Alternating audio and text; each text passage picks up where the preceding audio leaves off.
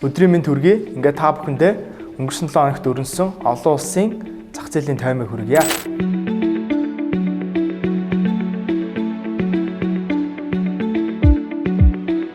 Өнгөрөх 7 хоногт Америкийн нэгдсэн улсын төв банк бодлогын хүүгээ 4.5% буюу хэвээр нь үлдэх шийдвэр гаргалаа. За хүүг бол 6 сар хүртэл бууруулахгүй гэсэн магадлал бол өндөр хэвээр хадгалагдсан үлдлээ. Харин манай урд хөршид тоон дата үзүүлэлтүүд бол сайн гарч байна. За ингэснээр үргэлжлүүлэн Хонконг болон Хятадын зах зээл өсөлттэй байна гэсэн үг.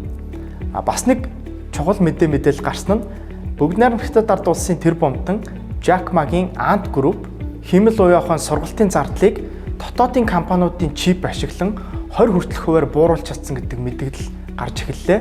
За энэ нь Америкийн нэгдсэн улсын зүгээс өндөр технологийн чипнүүдийг экспортлохгүй байх хоригийн хүрээнд Хятад дотооддоо хэмэл оюуханы чипүүдийг үйлдвэрлэн энэ дээрээ суурилсан бага зардалтай хэмэл оюуханы сургалтыг хөгжүүлж байгааг илтгэж байна.